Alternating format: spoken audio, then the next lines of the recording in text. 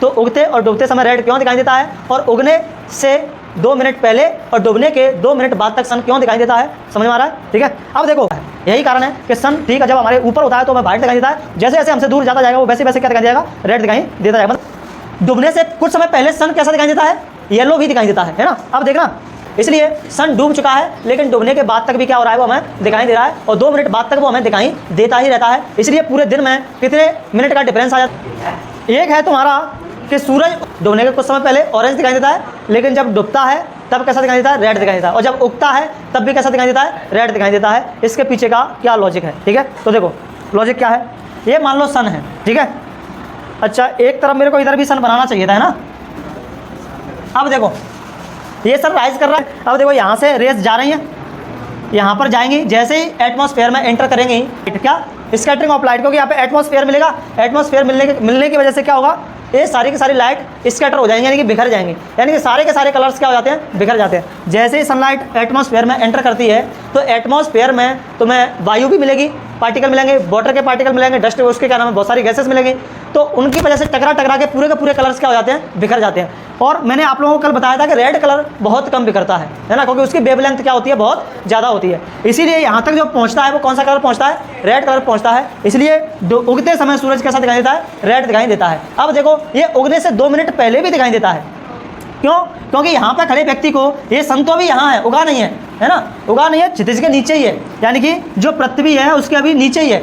लेकिन ये कहाँ दिखाई देगा सन, इस व्यक्ति को तो यहाँ कहीं दिखाई देगा ना, जहाँ से इसको क्या लगेगा कि लाइट कहाँ से आ रही है, इधर से कहीं से आ रही है, यहाँ से, है ना। तो सन देखो अभी यहाँ है लेकिन इसको दिखाई कहाँ दे रहा है, यहाँ पर, और इसमें 2 मिनट का अंतर होता है, कितना, 2 मिनट का अंतर, यानी कि सन उगने से 2 मिनट पहले ही क्या होने लगता है, दिखाई देने लगता है। और सन जब डूबता है तो 2 मिनट बाद तक क्या होता रहता है, दिखाई देता रहता है। क्यों, देखो मान लो ये सन की अगर डूबने की स्थिति है, सन की अगर डूबने की स्थिति तो बताओ मेरे को सन, तो इस लाइन के सीधे में दिखाई देगा ना, यहाँ पर कहीं सन डूब गया है लेकिन दिख रहा है, यहाँ पर सन डूब चुका है, लेकिन हमारी आंखें हैं उसको, हमारी आंखें देखती है लाइट की सीधी रे में, वो मुड़ना उड़ना नहीं जानती है ना, तो लाइट तो मुड़ रही है यहाँ पे, लेकिन हमारी आंख को ये कहाँ पर दिखाई देगा, सन इधर कहीं दिखाई देगा। इसलिए सन डूब चुका है लेकिन डूबने के बाद तक भी क्या हो रहा है, वो हमें दिखाई दे रहा है, और 2 मिनट बाद तक वो हमें दिखाई देता ही रहता है। इसलिए पूरे दिन में कितने मिनट का डिफरेंस आ जाता है, 4 मिनट का डिफरेंस आ जाता है, यानी कि दिन कितना बड़ा हो जाता है, 4 मिनट बड़ा हो जाता है, क्योंकि 2 मिनट पहले से दिख रहा है, 2 मिनट बाद तक दिखाई दे रहा है।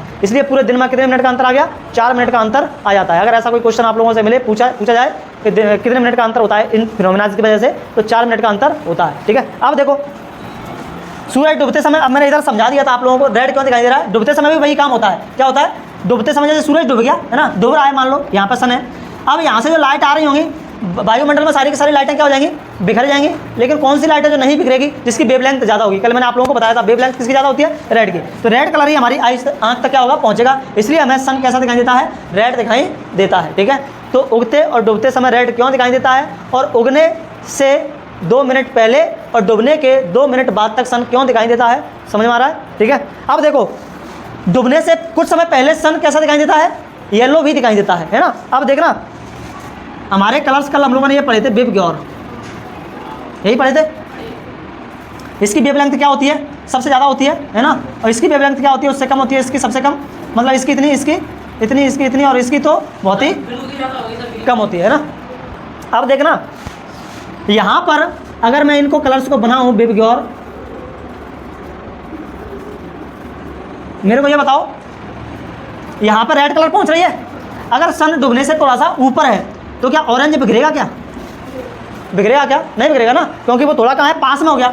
जैसे जैसे सन ऐसे पास में आता जाएगा, ये कलर्स तुम्हें सब दिखना शुरू हो जाएंगे। यहाँ पर आएगा तो हो सकता है येलो भी दिखाई देने लगे, और पास में आएगा इधर तो हो सकता है तुम्हें, क्योंकि ये ग्रीन भी दिखाई देने लगे। क्यों, क्योंकि अब इनकी डिस्टेंस क्या होती जा रही है, कम होती जा रही है। जितनी यहाँ से डिस्टेंस कम होती जाएगी उतने ही कलर्स क्या होते जाएंगे, दिखाई देते हुए हमें जाएंगे। जितनी डिस्टेंस दूर होगी उतना ही हमें क्या दिखाई देगा, वो रेड दिखाई देगा। जैसे डिस्टेंस पास आते जाएंगे, वो सन हमें दोपहर में एकदम वाइट क्यों दिखाई देता है, क्या कारण उसका, यहाँ से देख लो जरा, एकदम खोपड़ी यहाँ पे आ गया है बिल्कुल ऊपर, है ना। क्या यहाँ से डिस्टेंस, जितनी डिस्टेंस वहाँ से थी, क्या इतनी डिस्टेंस यहाँ से है, क्या कलर बिखर पाएंगे, नहीं बिखर पाएंगे। और जब सारे के सारे कलर मिले होते हैं तो वो हमें कैसा दिखाई देता है, वाइट दिखाई देता है। यही कारण है कि सन ठीक है जब हमारे ऊपर होता है तो हमें वाइट दिखाई देता है, जैसे जैसे हमसे दूर जाता जाएगा वो वैसे वैसे क्या दिखाई देगा, रेड दिखाई देता जाएगा। मतलब कलर होते जाएंगे, कलर हमें दिखाई नहीं देंगे। और जब बिल्कुल डूबता है तो हमें कौन सा दिखाई देगा, रेड दिखाई देगा। और डूबने से ठीक पहले हमें कौन सा दिखाई देगा, ऑरेंज और रेड का मिक्स दिखाई देता है ना।